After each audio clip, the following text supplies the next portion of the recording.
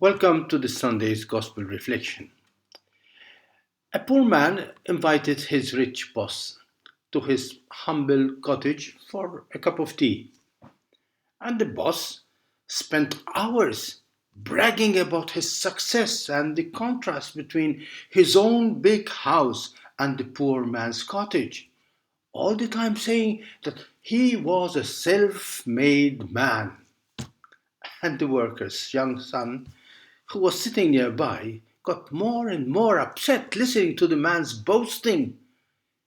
Even he could not take it, and at one point he simply butted in and asked the rich man, "Sir, you say that you are a self made man. But if this is true and you did make yourself the man you are today, why didn't you make yourself a little bit better?" We consider some people to be greater and more important than others. Politicians, presidents, prime ministers, bright professors, popular singers, pop stars, famous footballers, rich, powerful people. The list is endless. And crowds flock where these idols appear, just to bask a little in their glory, their success, which is so inaccessible to the rest of us ordinary people. But who is ordinary? Who is extraordinary? What makes us really special or even important? Is it what we have? Is it what we achieve? Is it our titles, our privileges, our authority, our beauty, our riches? "Whom did you go out to see?" asked Jesus to the crowds, referring to John the Baptist. Someone dressed in fine clothing? Someone who is a prophet? Someone who is great and outstanding? But what makes someone outstanding? For the world, it is those who have made it, those who have made it to the top of the heap, the successful ones. Since we were very young, we have been sucked into this rat race to the top. At school, it was all about getting high marks in exams. Games were all about winning.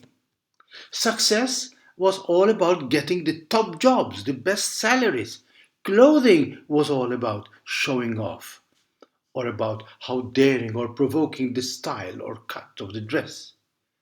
Life boiled down to an exhausting competition to be the best, to be the first. Is this what makes us special?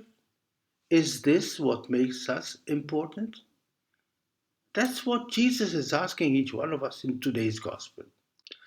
Whom did you go out to see? Whom do you admire?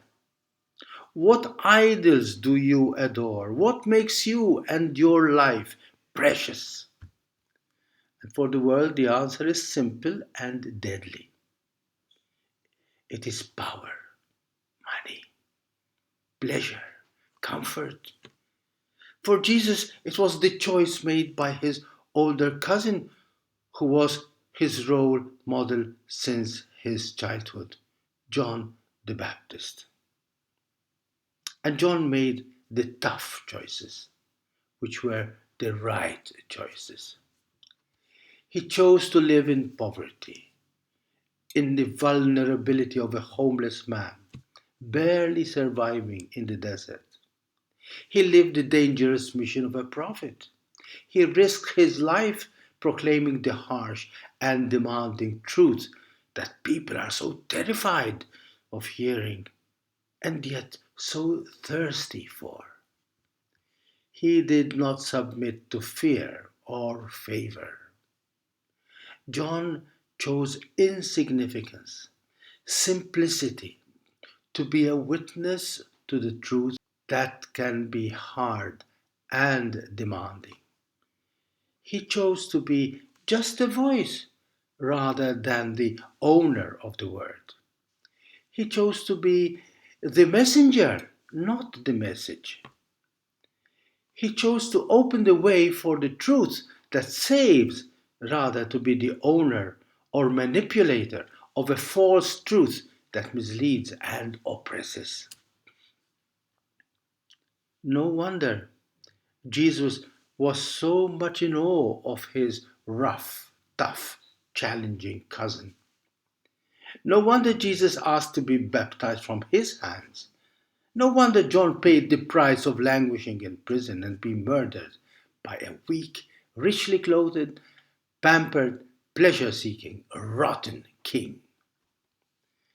Yes, John was preparing the way for Jesus.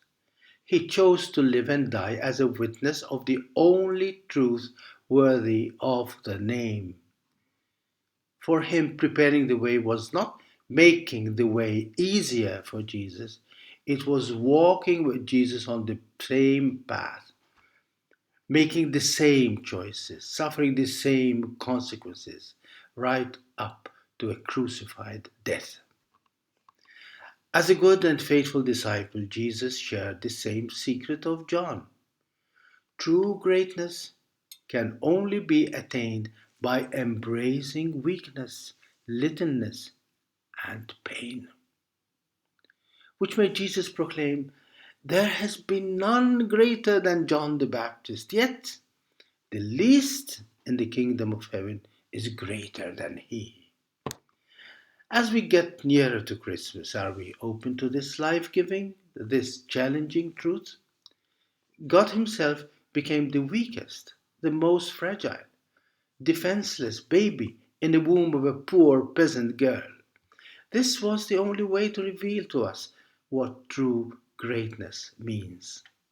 The powerful, the rich, the mighty of this world may succeed to conquer people's admiration, impress them with their success, yet they may also instill fear in them by the sheer power they have. But it is only a weak, simple, and fragile little child who can bring out the loving tenderness that lies buried in the depths of every human heart. Our God chose weakness to release the true greatness that is waiting deep within us.